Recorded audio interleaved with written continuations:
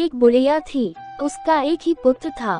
बुढ़िया पुत्र के विवाह के बाद बहू से घर के सारे काम करवाती, परंतु उसे ठीक से खाना नहीं देती थी। ये सब लड़का देखता पर माँ से कुछ भी नहीं कह पाता। बहू दिन भर काम में लगी रहती, उपले था पति, रोटी रसोई करती, बर्तन साफ करती, कपड़े धोती और इसी में उसका सारा समय बीत जाता। काफी सोच विचार कर एक दिन लड़का माँ से बोला, माँ, मैं परदेश जा रहा हूँ। माँ को बेटे की बात पसंद आ गई तथा उसे जाने की आज्ञा दे दी। इसके बाद वह अपनी पत्नी के पास जाकर बोला, मैं परदेश जा रहा हूँ, अपनी कुछ निशानी दे दे। बहू बोली, मेरे पास निशानी देने योग्य कुछ भी नहीं है। ये कहकर वह पति के चरणों में गिरकर रोने लगी।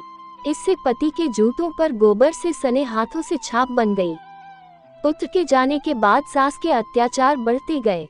एक दिन बहू दुखी हो मंदिर चली गई। वहां उसने देखा कि बहुत सी स्त्रियां पूजा कर रही थीं। उसने स्त्रियों से व्रत के बारे में जानकारी ली तो वे बोली कि हम संतोषी माता का व्रत कर रही हैं। इससे सभी प्रकार के कष्टों का नाश होता है। स्त्रियों ने बताया, शुक्रवार को नहा धोकर एक लोटे में शुद्ध जल ले गुड़ चने का प्रसाद लेना तथा सच्चे मन से माँ का पूजन करना चाहिए। खटाई भूल कर भी मत खाना और न ही किसी को देना। एक वक्त भोजन करना। व्रत विधान सुनकर सब वह प्रति शुक्रवार को संयम से व्रत करने लगी। माता की कृपा से कुछ दिनों के बाद पति का पत्र आया। कुछ दिनों बाद पैसा भी आ गया। उसने प्रसन्न मन से फिर व्रत किया तथा मंदिर में जा अन्य स्त्रियों से बोली, संतोषी माँ की कृपा से हमें पति का पत्र तथा रुपया आया है।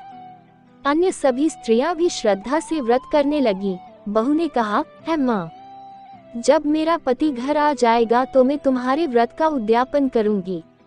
अब एक रात ने उसके पति को स्वप्न दिया और कहा कि तुम अपने घर क्यों नहीं जाते। तो वह कहने लगा, सेठ का सारा सामान अभी बिका नहीं, रुपया भी अभी नहीं आया है। उसने सेठ को स्वप्न की सारी बात कही तथा घर जाने की इजाजत मांगी, पर सेठ ने इनकार कर दिया। माँ की कृपा से कई व्यापारी आए, सोना चांदी तथा अन्य सामान खरीद कर ले गए। कर्जदार भी रुपया लौटा गए। अब तो साहूकार ने उसे घर जाने की इजाजत दे दी। घर आकर पुत्र ने अपनी माँ व पत्नी को बहुत सारे रुपए दिए। पत्नी ने कहा कि मुझे संतोषी माता का उद्यापन करना है। उसने सभी को न्योता दे उद्यापन की सारी तैयारी की। पड़ोस की एक स्त्री उसे सुखी देख ईर्ष्या करने लगी थी। उसने अपने बच्चों को सिखा दिया कि तुम भोजन के समय खटाई जरूर मांगना। उद्यापन के समय खाना खाते खाते बच्चे खटाई के लिए मचल उठे तो बहू ने पैसा देकर उन्हें बहलाया।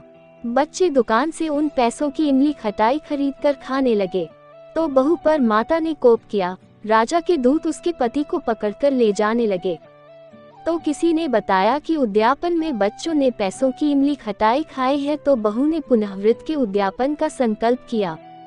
संकल्प के बाद वह मंदिर से निकली तो राह में पति आता दिखाई दिया। पति बोला, इतना धन जो कमाया है उसका टैक्स राजा ने मांगा था। अगले शुक्रवार को उसने फिर विधिवत व्रत का उद्यापन किया।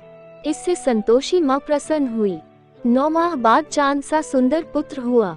अब सास, बहू तथा बेटा माँ की कृपा से आनंद से रहने लगे।